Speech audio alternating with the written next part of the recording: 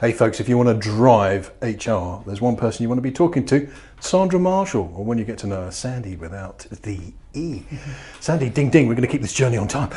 Absolutely. Because you've been driving for years. In fact, it's a passion. It's before that HR, there was a passion for real driving, real vehicles, with no squidgy gearboxes. So let's get on to it. We're going to 1988, folks, when you pass your driving test. I passed my driving test first time, really proud. And my second car, MGB GT, hardtop, wire wheels, love of my life. Sadly written off by somebody under the influence. Don't drink and drive. Absolutely. And but it was with that car that my love of driving really started. Because it really was a driving experience, wasn't it? Yeah, it's a car that you drive. It doesn't drive you. None of this lumpy porridge gearbox. It was a lovely car to drive. No luxuries either. Show us the windscreen wipers on slow and on fast. No automatic windows. Proper driving, which led you... No central locking, nothing. Just did what it said on the tin. In May of 1991 to Brands Hatch as a gift. It was a birthday present for my parents, a driving day, Formula Sport with the Fiestas. Love that. The instructor frightened the life out of me taking me around on the opening lap. And the penalty if you spun off was you forfeited the rest of your laps. So I was a little bit timid, but nevertheless it was a fantastic experience and just sort of reinforced my love of proper driving. So we love proper driving, proper cars, and in October of 1991, a young man's dream of mine. Passed my PSV. Your I was public service. entitled to drive a bus, and Julie started driving Route Masters up through central London, Bayswater Road, Piccadilly, Trafalgar Square. Window open? Window open, every window open, and in the Cabin RM, every window opens. So sort of wind flying in your hair and thundering down Bayswater Road. Way better than Bridget Jones. And picking up passengers from time to time. So, excellent. And two wheels round Marble Arch. Well, if you go quick with a Route Master when it's heavily loaded, the steering becomes a bit lighter, so it's easier to control, believe it or not, but that's where the hold on tight comes from. Yeah, hold on tight. We're holding on tight now as we move to Stamford Brook Garage near Chiswick. Drove out of Stamford Brook for a little while, and I was also an inspector at Stamford Brook for a brief time. But this will mean something to Clive Thorpe as well. We had a lovely one-to-one, an unexpected trip down memory lane when we discovered that we'd worked around the same area at the same time, had quite a few people in common. But we don't think we met each other. But yeah, it's a lovely picture that one of the drivers took of Stamford Brook Garage. Yeah. So yeah, that was a lot of happy memories there. And the smell of diesel. We love the smell of diesel in the morning. You volunteered for bus rallies, didn't you? I did. Bus Hairies is what we nicknamed bus enthusiasts. And we used to have they still do one in Bournemouth actually.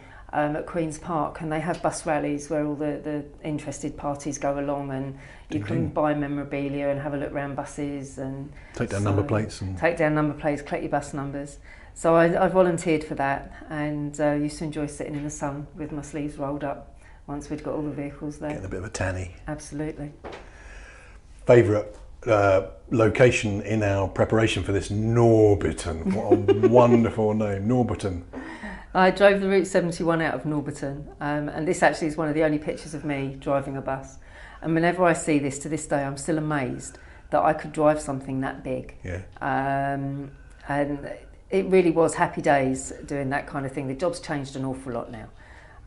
But in those days, it was amazing. And I'm so proud that I can actually drive one of those as well. With the right team, the right leverage, the right support, the right technology, you can drive a big bus of a company. See what I did there? Bus inspector. Bus inspector, yes, 1995, came my very own Blakey, and this is me at Shepherd's Bush Garage on the control desk, late one evening, pretty much running the show, which again was fun in itself, but my main point was Hammersmith bus station. I learnt so much down there, I met so many people, so many different experiences that kind of came to shape me as a person. You were really good with the timetabling as well, weren't you? Yes, I used to write my own time books that a lot of the other inspectors used to copy. And because it was quite time consuming writing them. And as it says in the programme, buses are supposed to run on time, and it was the book that told me they weren't. I'm a bit disturbed though, because you were moonlighting on the side. I was, I had the opportunity to be a wide load attendant at a heavy haulage company called Betchworth Plant Haulage in Dorking. And they said to me that if I went and sat as a wide load attendant, they would help put me through my HGV, which they did. But I had some great times with that. We did one particular removal. We had these 3 modules that we had to take up to Scotland. And they were really wide, weren't they? Really wide. Sort of M25 wide, weren't they? Yes, we took up quite a lot of the M25, and it was announced on Capital Radio Traffic News that we were a major hold-up on the M25. But I think it was all a bit of a storm in a teacup because I couldn't see any traffic up front. Nothing.